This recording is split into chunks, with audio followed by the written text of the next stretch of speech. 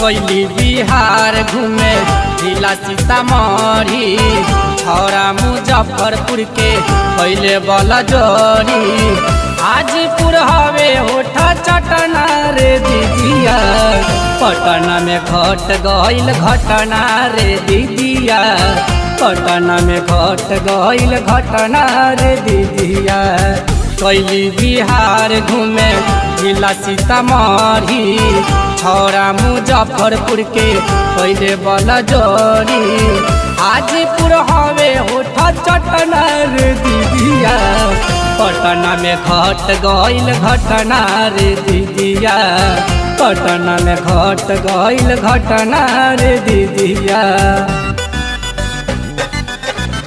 कैसे कहिए दीदी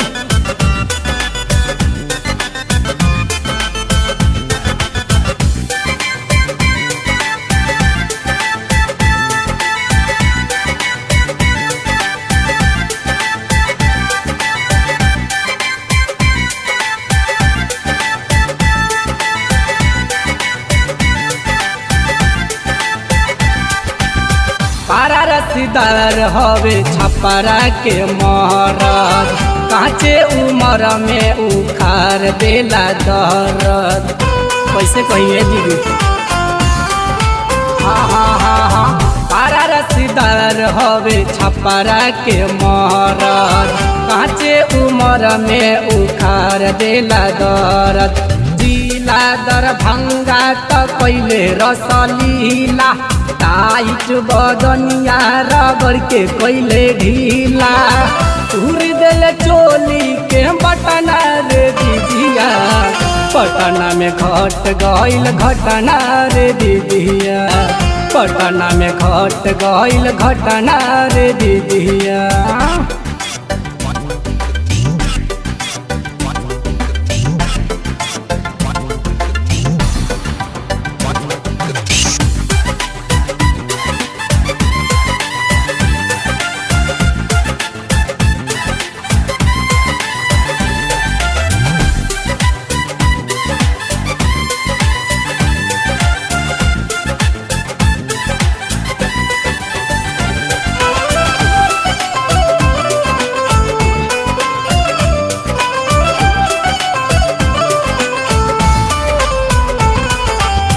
जिला मोतिहारी त कनखी से ताके छपरा के मरद जो बन धके चापे।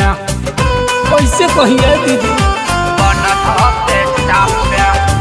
जिला गोरखपुर त कनखी से ताके सीवन के मरद जो बन धके चापे।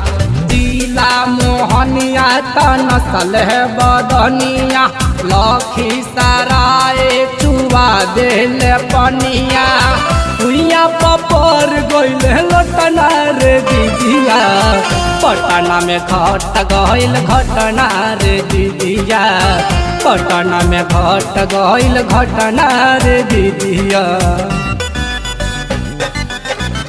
कैसे कहिए दीदी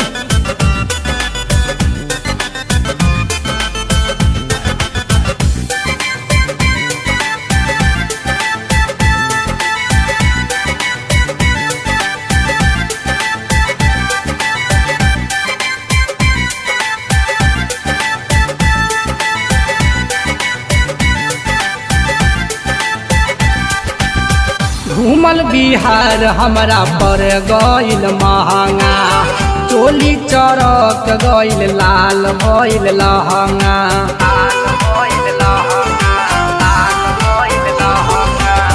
घूमल बिहार हमरा पर गइल महंगा चोली चरक गइल लाल भइल लहंगा। संजय नावल खुशी पक करे लबहो देन करे के चाही हो गइल सब हो पूरा हो गइल हमर सपना रे दीदिया पटना में घट गइल घटना रे दीदिया पटना में